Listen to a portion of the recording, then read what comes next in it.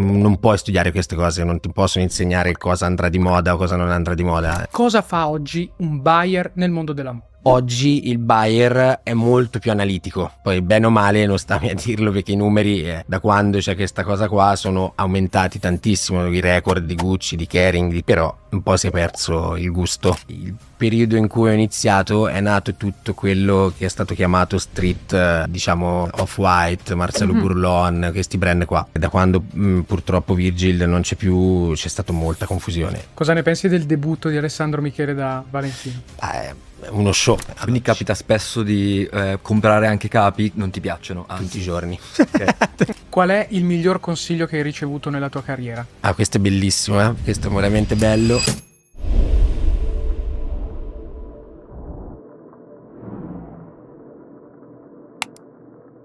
Benvenuti all'Oma Lounge Podcast. Io sono Filippo di 035 Io sono Emanuele. e oggi l'ospite è d'eccezione. Qui con noi Alessio Aramini. Ciao ragazzi. Alessio, tu sei un buyer e poi avremo sicuramente modo di approfondire su che cosa fa realmente il buyer nel mondo della moda oggi. Certo. Ma prima di questo, raccontaci un po' della tua vita. Allora, vengo da Arezzo, ho quasi 40 anni, quindi sono un po' andato, sono un po' vecchiotto, no. però dai, va bene. E faccio il buyer da 12 anni, diciamo. Ho iniziato nei negozi, poi mi sono un po' evoluto e ho iniziato subito a lavorare, non ho studiato molto e infatti questa è una cosa un po' particolare perché tutti studiano per diventare buyer o fare cose così e io invece proprio l'opposto. E ho iniziato a lavorare nell'azienda di famiglia, edile stradale, ma con sempre la passione per la moda. Quindi piano piano poi sono riuscito a fare quello che realmente volevo fare nella vita. E ad oggi lavoro per un'azienda di Parma che si chiama O Luxury, però per un'altra settimana poi inizierò invece da Luisa Via Roma. Ok. Diventerò il buyer uomo di Luisa Via Roma e insegno allo IED, quindi buying allo IED per un master e più o meno questa è la mia vita. Come nasce la tua passione per la moda? Difficile da dire perché realmente la mia passione è da quando sono veramente piccolo, cioè tipo nell'esame di quinta elementare che nessuno può pensare alla moda o cose del genere, io mi ero fatto un completo per l'esame, cioè quindi vuol dire che qualcosa dentro di strano o di bello c'era, insomma. Proprio tu davvero? Sì. No, però ho chiesto voglio essere vestito così, voglio quella giacca, voglio quello, ero già un po' impostato. E quindi da lì poi ho collaborato con un sarto, mi facevo fare tutte le robe su misura, io sono sempre stato un po' particolare, cioè sempre un po' diverso da quello che era moda e volevo essere io e penso che abbia fruttato, insomma, penso sia andata bene. Quindi si può fare carriera senza avere una base di studio, visto che prima hai detto che... Assolutamente sì, Mm. assolutamente sì. Tornando indietro, faresti un percorso diverso professionalmente a livello proprio di insegnamento? Ma guarda, allora, secondo me la scuola, non voglio parlare male delle scuole perché assolutamente, però serve maggiormente per i contatti. Cioè tu comunque vai alla Marangoni, vai allo IED, fai queste scuole, conosci dei personaggi, frequenti dei posti dove hai possibilità di conoscere gente importante per la moda. Mhm. Però se no, io ti parlo dal lato buying, non serve. Cioè, è una cosa che devi avere dentro, devi avere un occhio diverso, un po' una visione diversa dagli altri e cercare di guardare oltre quello che ti sta proponendo al momento la moda. Cioè, non puoi studiare queste cose, non ti possono insegnare cosa andrà di moda o cosa non andrà di moda. Cioè, quindi no, non cambierei, cioè rifarei le stesse cose. Magari inizierei prima, perché comunque era veramente la mia passione, ma non credo che rifarei la scuola. Per raccontarlo agli ascoltatori, cosa fa oggi un buyer nel mondo della moda? Ok, allora, oggi il buyer è un po' cambiato rispetto ad anni fa, Mhm. cioè parto un po' da una cosa diversa dalla risposta per far capire, perché prima comunque era, ok, vado in uno showroom, vedo la collezione, la compro e i ragazzi che stanno in negozio o addirittura prima tanti buyer stavano anche in negozio, devono cercare di vendere quello che hanno comprato. Quindi io ho detto, nel mio negozio do la mia immagine e questo devo vendere. Oggi il buyer è molto più analitico, cioè oggi deve fare le riunioni budget dettagliate, numeriche, di tutto quello che si compra. Non è più solo poesia, no? Solo di pancia, quello mi piace, ok, lo compro o non lo compro. Oggi c'è molto più studio dietro. C'è molto più Excel che prima non c'era, c'è tutti le BI che ti dicono i margini, dove l'hai venduto, in quanto tempo l'hai venduto, cioè quindi è un po' una cosa un po' più complessa. E questo è un male o un bene secondo te? Allora, tante volte è un bene perché oggi ti chiedono più risultati, no? Cioè dall'azienda ti dicono dobbiamo vendere tot e quindi dobbiamo cercare di comprare bene per vendere bene. Da un'altra parte un po' questa cosa omologa un po' tutti i negozi ad essere uguali. Cioè uno se deve comprare solo quello che vende, alla fine sono un po' tutti uguali i negozi. Quindi questo un po' penalizza perché non sei più tu che esponi la tua moda, ma è un'omologazione di tutti i negozi. Quindi questo è un po' un male, un bene perché comunque quando vado a comprare so già tutto, non ho bisogno di rischiare troppo, sono abbastanza preparato. Però io da come sono io, che io sono forse buyer più vecchia scuola, Ok. posso dire che è un male perché la sensazione di andare, scegliere di pancia, come si dice, di pancia e di tuo gusto un po' è cambiato, è un po' finito. Però dall'altra, giustamente, come in tutto, ma come nella moda stessa, come i brand, se tu guardi i brand oggi sono molto meno stile, ma più economy e più finance, e quindi è tutto un po' cambiato nella moda, insomma.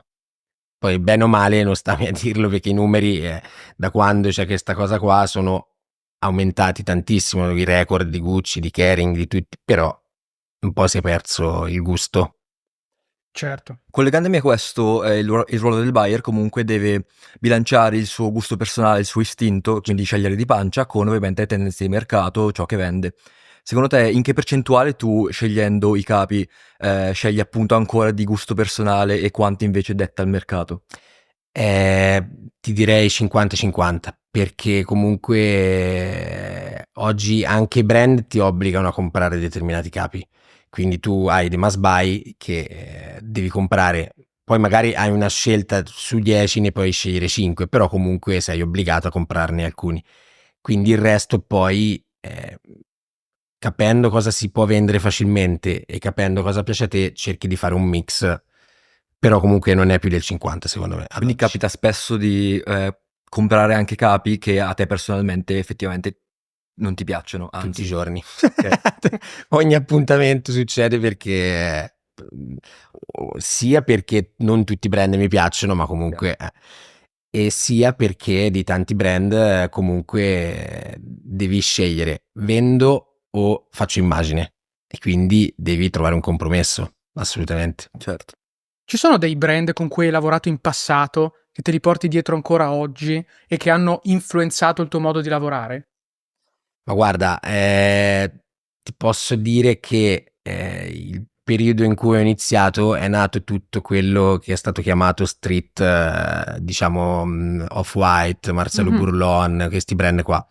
Ora non è che me li porto ancora dietro tantissimo perché comunque non sono, ora Marcello addirittura è praticamente finito.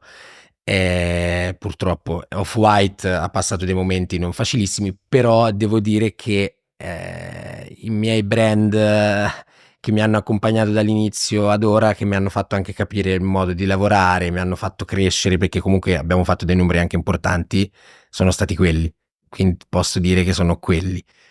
Poi oggi non esiste più una differenza enorme tra street e fashion, no? Quindi ormai è un po' tutto mescolato, però se tu dovessi dire dei brand, quelli. Cosa ne pensi della situazione di Off-White, super recente fra l'altro? È complicata perché da quando purtroppo Virgil non c'è più c'è stata molta confusione. Mm. Hanno voluto fare cose che non erano adatte per il brand e non sono riuscite. quindi purtroppo non sono andato a buon fine cercando di far diventare un brand quello che non era, un nuovo Saint Laurent, un nuovo Celine, no, era altre cose, e ora lo stanno capendo e stanno cercando di rimediare, però comunque non è facile, perché riprendere un brand quando è un po' in decadenza non è proprio facile. Chiaro.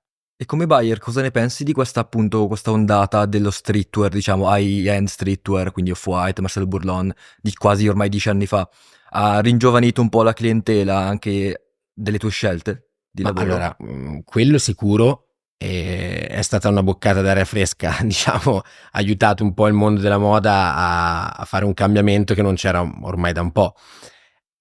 Questa è la cosa positiva. La cosa negativa è che invece di migliorare la moda, forse troppi brand alti, con un po' prime linee, si sono adeguate troppo a quello, quindi molte prime linee sono diventati quasi brand street, e molti brand street sono diventate prime linee, quindi un po' ha confuso la cosa, però secondo me è stata una boccata d'aria fresca, diciamo. È giusto dire che il tuo gusto personale è stato cambiato da alcuni brand nel corso della tua carriera? Più che brand, stilisti. Stilisti, ok. Stilisti, perché brand comunque non rimangono mai uguali, no? Quindi dipende dallo stilista che va, che viene, e io il mio, diciamo, preferito in assoluto è Sliman, Ok. quindi io sono cresciuto da quando era da Dior, Saint Laurent e Celine, ora che purtroppo non ci sarà più, però sono cresciuto, diciamo, vestendomi Sliman, più che Dior o Saint Laurent, Sliman. Ora mi piace molto Alessandro Michele, cioè mi piacciono gli stilisti creativi, quindi mi sento un po' creativo, seguo, non copio, però seguo le loro orme, insomma, i loro passi, quindi dove vanno cerco di seguirli. Cosa ne pensi del debutto di Alessandro Michele da Valentino? È uno show, cioè è un vero show, perché io quando vedo sfilate che come quella di Gucci, che è un po' basica, un po' troppo quasi precollezione che show, ci rimango un po' male. Quando vedo una cosa così, che pur difficile che sia, perché non è che ha fatto capi super mettibili o super commerciali, però è uno show, e come show è stato bellissimo. Una Poi, domanda a bruciapelo, certo. scusami. No, vai. Dove pensi che andrà Sliman? Visto che ne sei grandi fan. Ma guarda, tanti ne parlano, la maggior parte dice da Chanel, però non so se Chanel può reggere Sliman, perché Sliman quando va cambia tutto, Esatto. vuole comandare in tutto, quindi non so, se, visto che Chanel ancora comunque è uno di quei brand, tra virgolette, intoccabili, che Storici. vanno da soli senza nessun aiuto, però sarebbe sicuramente una bella fusione, insomma. Anche perché l'ultima sfilata di Celine praticamente ha fatto vedere a Chanel cosa potrebbe essere Chanel. Come può diventare più o meno. Chanel. Esatto.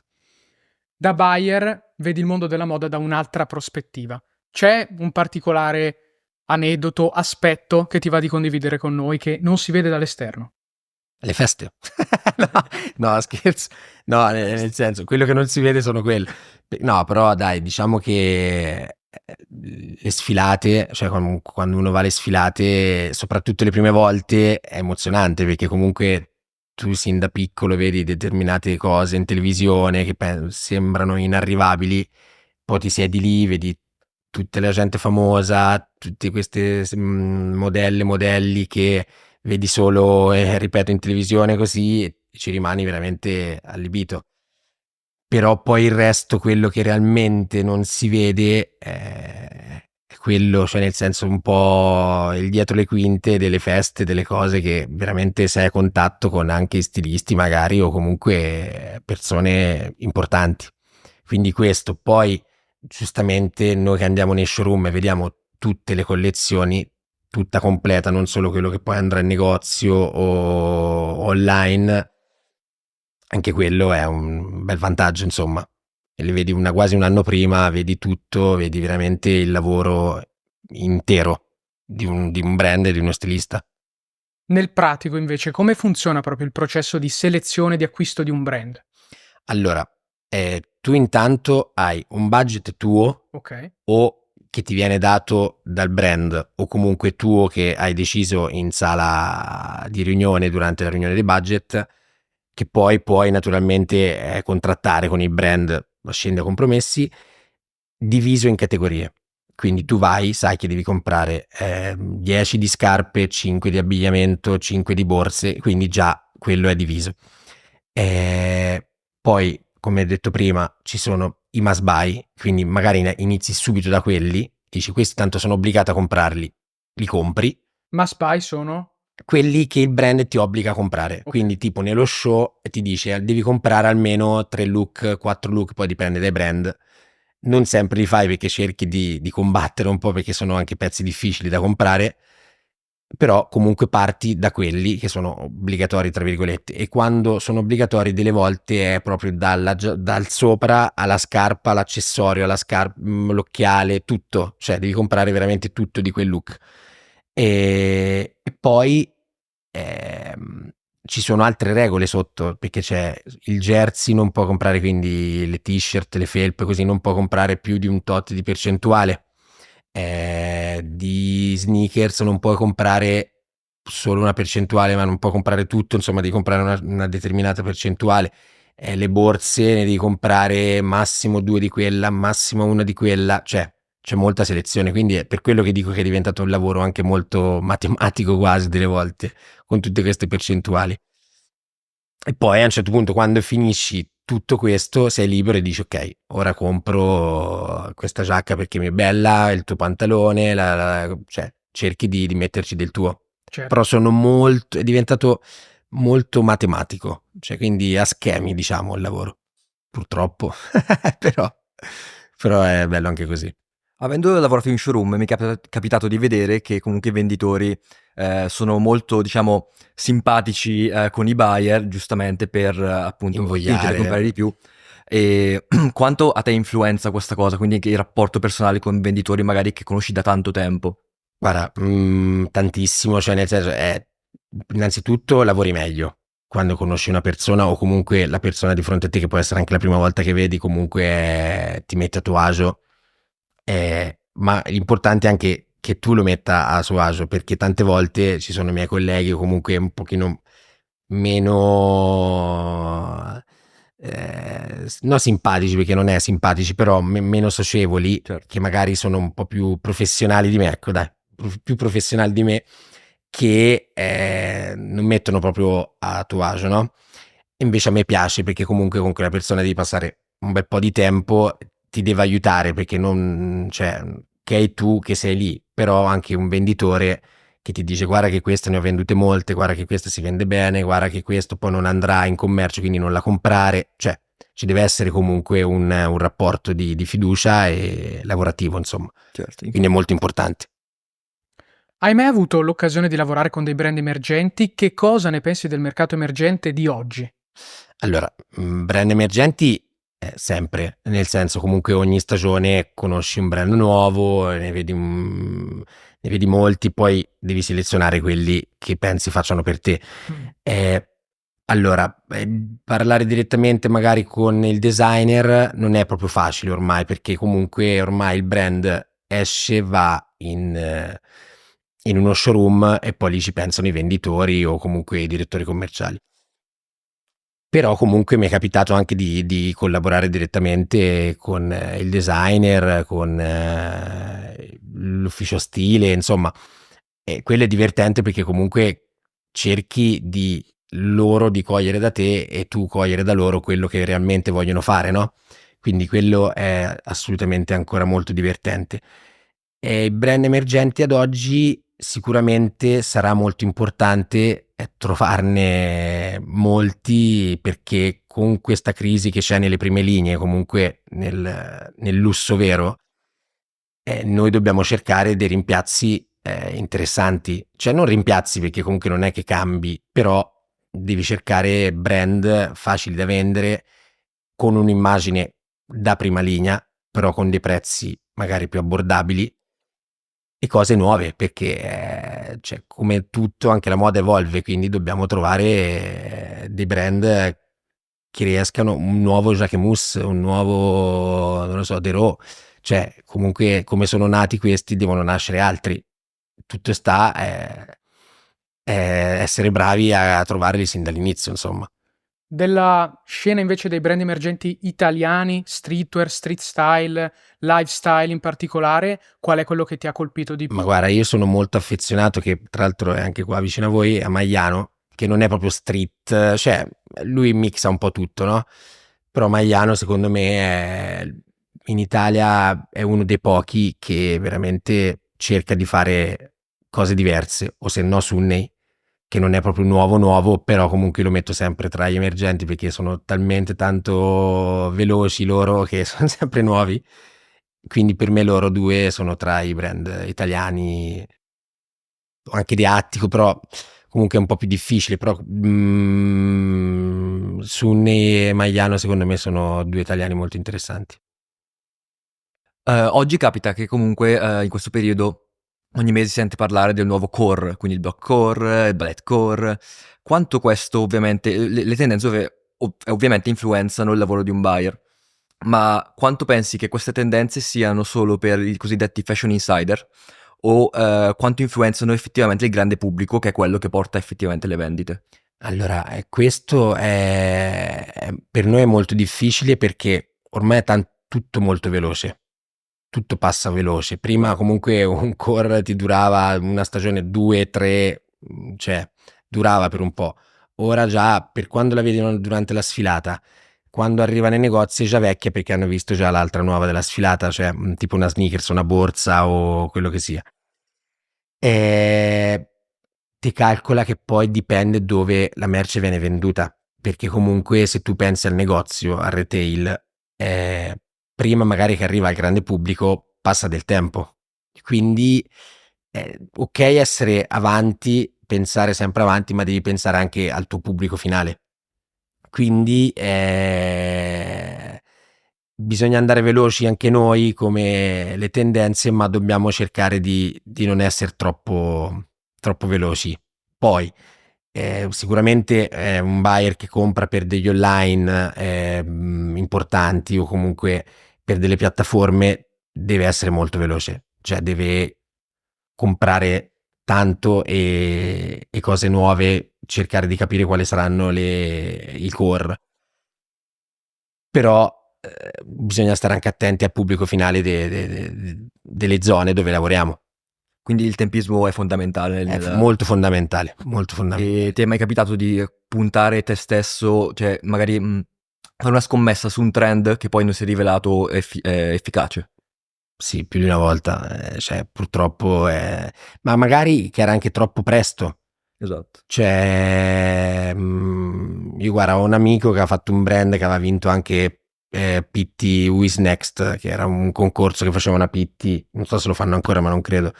Si chiama Emiliano Rinaldi, aveva fatto un brand che era forse troppo avanti per quei tempi e poi ora praticamente potrebbe essere molto simile a Alessandro Michele, però ha fatto un po' troppo presto e arrivare troppo presto non va mai bene. Questo è stato il problema anche di Prada forse per molti anni, che faceva le cose troppo avanti e poi le cambiava subito e quindi non partivano mai. Ora hanno capito un po' meglio e sta andando molto meglio. In fase di acquisto, quanto contano le vendite e quanto contano le tendenze? Come dicevo prima sulla metodologia dell'acquisto, anche su quello ormai conta più le vendite che le tendenze.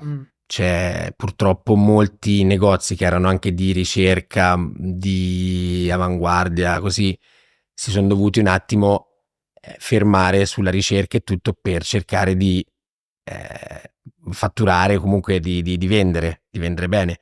Però secondo me la tendenza cambierà di nuovo, perché comunque ormai con le prime linee basta, non puoi andare più avanti. Quindi dovrai cercare le tendenze giuste e cercare di far ripartire il tuo business sano, diciamo, con questi brand nuovi.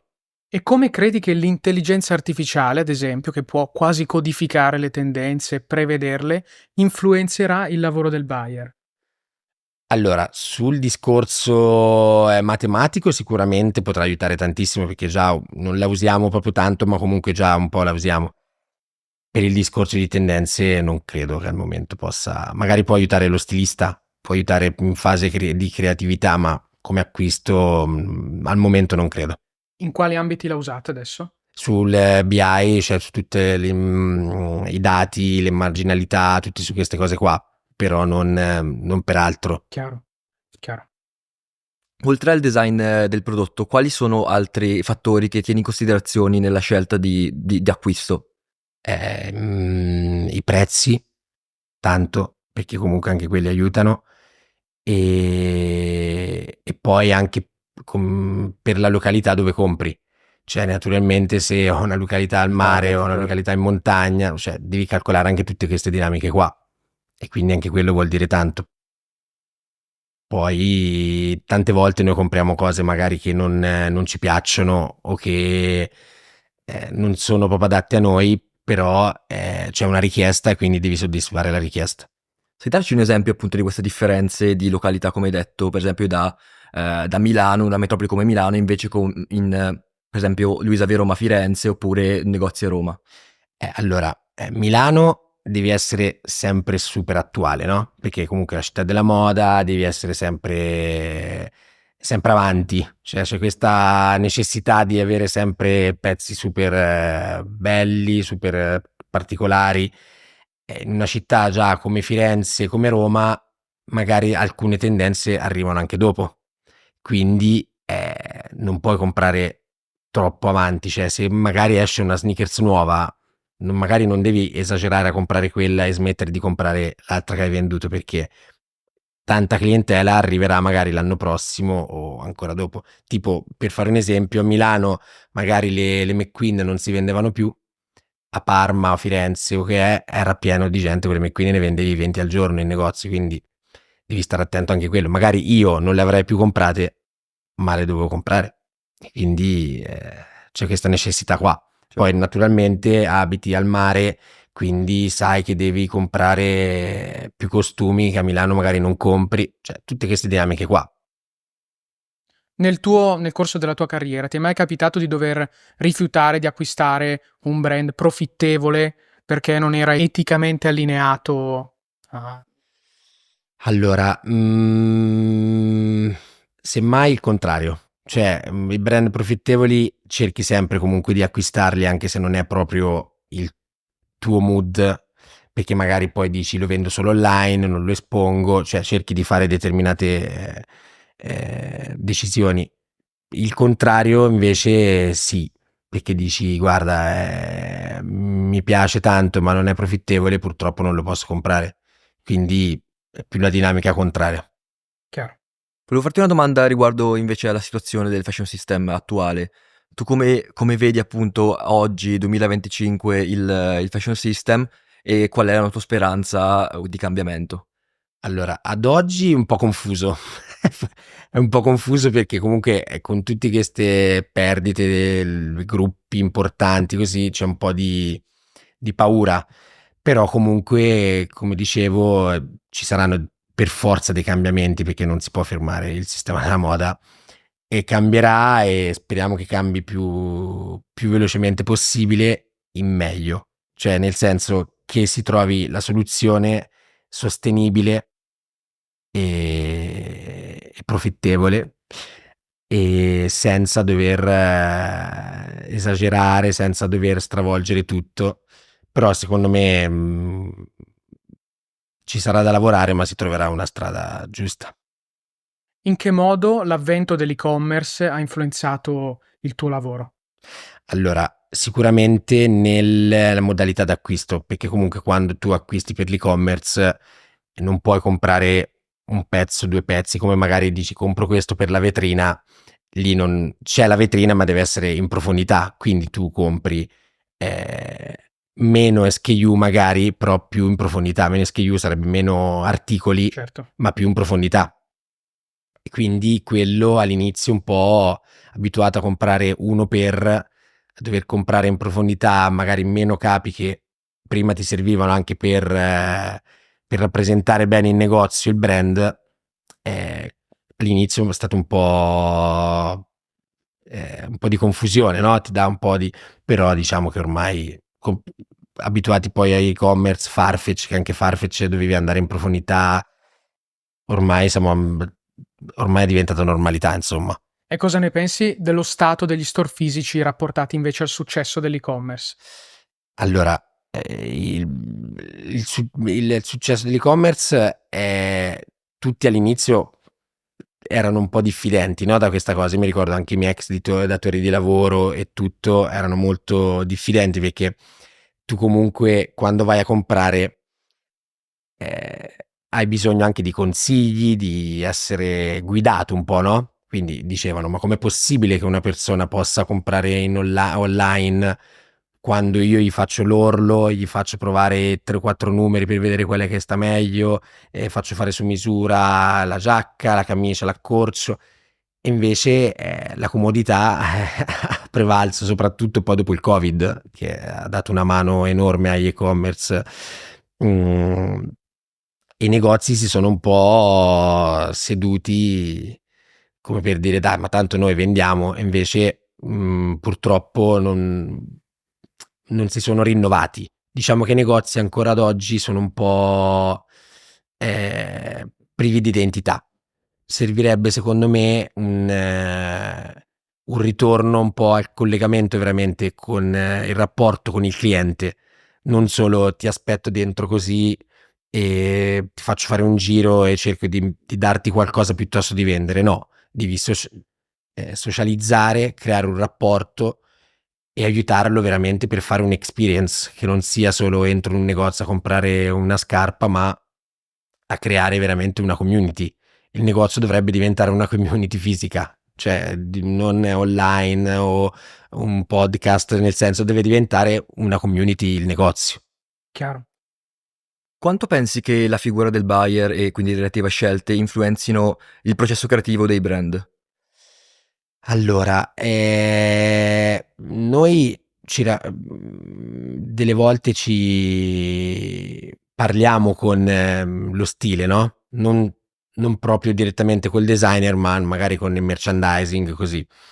Noi naturalmente facciamo delle richieste, cioè, ok, che è tutto bellissimo, ok, per farti l'esempio della sfilata di Valentino, magari servirebbe qualcosa anche di più commerciale, di più vendibile, di meno costoso, quindi c'è un lavoro di magari di venirsi incontro. Feedback reciproci. Esatto, questo è proprio, sono feedback che tu dai a loro, loro ti danno a te determinate cose e non è che proprio tu decidi lo stile, cioè comunque l'aiuti nello stile, l'aiuti per completare al meglio la collezione, diciamo. Questo, più che altro. Chiaro. Ti capita spesso di interfacciarti con persone che vogliono intraprendere il tuo stesso tipo di carriera o fare quello che fai tu? Tantissimi, tanta gente pensa che sia solo le sfilate, solo quello, quindi molta gente da pochi anni a questa parte sta cercando di intraprendere questo lavoro. E poi, come ho detto prima, faccio l'insegnante allo IED e quindi ci sono tanti ragazzi che stanno provando a diventare buyer, tanti anche molto interessanti perché hanno veramente un qualcosa in più, si vede che è proprio passione, altri invece che lo fanno come status, cioè dice cavolo, io vado alle sfilate, vado alle feste, vado a vedere le collezioni, magari gente che gli piace vestirsi ma non che ha veramente passione, no? Chiaro. Però tanta gente sì. E se tu dovessi dare un consiglio a un giovane che sceglie di intraprendere questo percorso, da dove dovrebbe iniziare?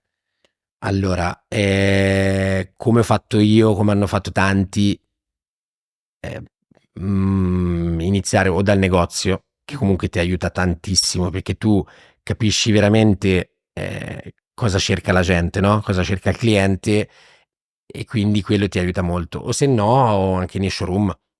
Inizi dal showroom perché anche lì comunque è sempre una vendita, no? E quindi capisci cosa i negozi o comunque i buyer cercano. Quindi da quello cerchi di collegare e capire.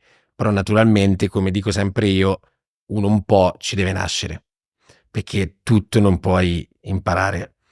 e se ce l'hai dentro bene, se non ce l'hai è un po' difficile, anche se oggi con tutti questi software, tutto questo un po' che è diventato un po' più matematico, tanta gente riesce, giustamente perché è analitica, no?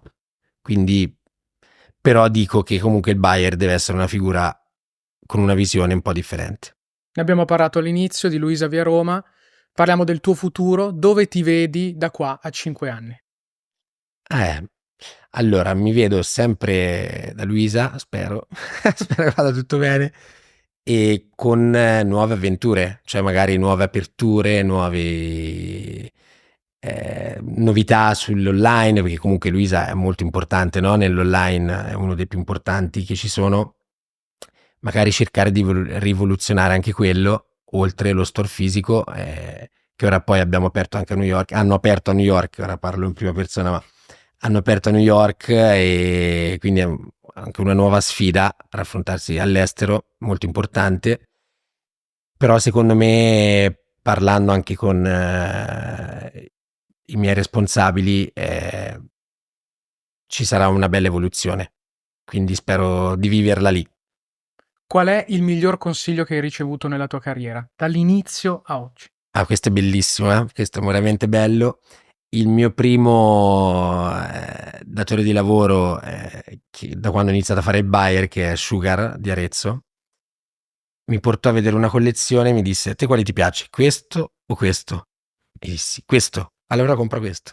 Questo è da quel giorno veramente mi ha fatto capire veramente che non è che io devo comprare solo quello che piace a me, perché io ero partito, ora devi comprare realmente quello che si vende a una massa abbastanza importante, perché la nicchia è fatta del 20% e il resto è l'80%, quindi devi, per essere bravo, oltre che metterci del tuo, devi comprare un po' per tutti, no? Quindi questo è dal primo giorno che sono andato che mi è rimasto dentro, fai l'opposto di quello che fai, però benissimo. E su questo ti ringraziamo davvero Grazie per a essere voi, stato qui grazie. con noi, Alessio. Grazie. Grazie davvero.